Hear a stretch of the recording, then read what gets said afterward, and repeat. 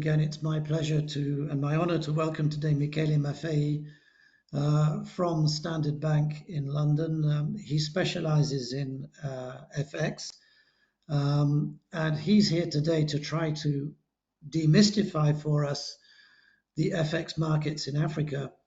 And obviously, while he's very much a specialist in FX, the FX or the availability of foreign currency is a key because we, as MNCs, need to get the cash out of the country, need to remunerate the headquarters and the shareholders. But also at the end of the day, it is kind of a proxy for how the economy works as a whole. So we're going to go through a series of different sessions where Michele will take us through, first of all, why Africa works, but how it works differently. And I think it's very important to change attitudes there and say, hey, it's not what you're used to, but that doesn't mean to say it doesn't work. Then we'll go through a deeper dive into liquidity, which is key. Then how you manage your onshore operations or how you manage operations. And Michele is going to advocate a heresy for many corporate treasurers, which he thinks is very worthwhile having an onshore presence. Then in the fourth session, we'll get into, once you've set all of this up, how you manage your operations to be ready for liquidity crises. And then finally, what you do if all of this doesn't work and you've still got a problem. But to get back to this section, so the title is Africa Works, but it's different. And so Michele, would you like to take us through the things that you think make Africa work and the differences that we need to be looking out for? Excellent. Thank you, Damien, for giving me the opportunity to speak to you about African foreign exchange markets. The reality is that in order to do justice to the subject, it's important to understand Africa is made up of 54 countries. Of those, there's probably 20 to 25 countries that have some great commercial opportunities. And those 24 countries are all very diverse. And therefore, the question is, when answering the question is, how is Africa different? It's important to have a framework to help you to unpack those differences.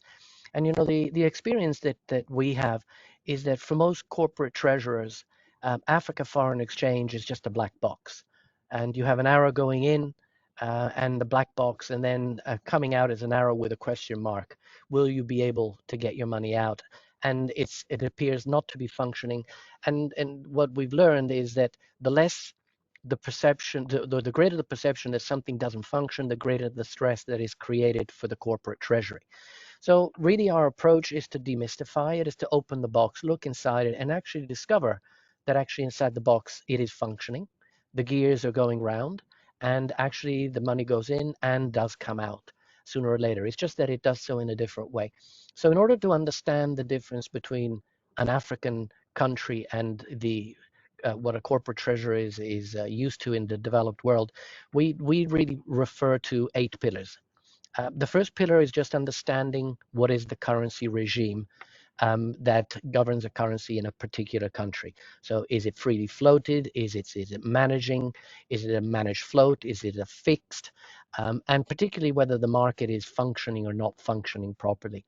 Second, look at the exchange control environment. How strict are they? How are they managed? Are they applied consistently? Because again, different jurisdictions apply exchange controls differently.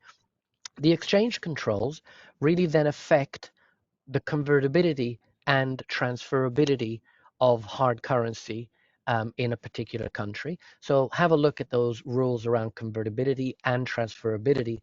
But the most important thing is the fifth pillar, which is about liquidity, because actually convertibility and transferability are nothing if you don't have liquidity, i.e. access to foreign currency. The sixth pillar is understanding pricing, right? Understand the differences in onshore and offshore prices. Understand even onshore. So for example, in Kenya today, there is a disconnect between where the central bank says the rate should be and where the rate is actually being traded by the participants. There's a 5 to 7% disconnect between the two.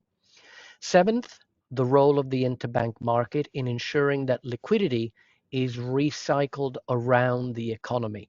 And often one of the first signs of a problem in the country is you find the interbank market starts to dry up, as has happened today in Kenya.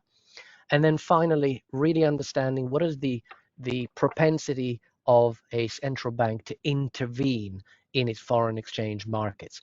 So some central banks have a really dogmatic approach to not spending any reserves to provide liquidity. Others instead regard their role as very much as enabling liquidity and compensating for excesses and shortages of currency throughout the market.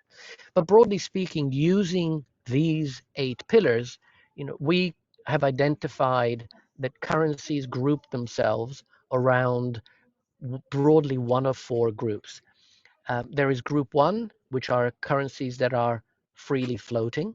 So really the rand and the SADC countries that are pegged to the rand are freely floating, even though they have exchange controls, quite complex, but those exchange controls work and the currencies are freely floating, and there is a vibrant onshore as well as an offshore market. The group two functions tend to be less liquid than those. They are what we call functioning managed floats. So Kenya and Uganda are very good examples of what are managed floating currencies. The third group, they tend to be, we refer to them as functioning because they are still functioning markets, but they tend to be either fixed or dirty floating. And by dirty floating, we mean heavily managed. So for example, the ZOF in the West African area, ZAF in the Central African, those are pegs. They're pegged to the euro and they're defended by the Central Bank of France with the reserves being deposited there. And then finally is group four, which we refer to as the non-functioning fixed currencies. And the ones that fall into that are the likes of Ethiopia, Nigeria, to a great extent Malawi at the moment, where simply the markets are not functioning properly. There's no interbank market. The central bank is the provider of liquidity of last resort. So broadly speaking, those are the 4 groupings of the countries. And I think it's important when a corporate treasury starts to decide how to approach a country is to consider not only where that particular country fits into the 4 groupings, more importantly, in which direction is it likely to move? Is it moving from a group 3 to a group 1, or is it going from group 2 to group 4?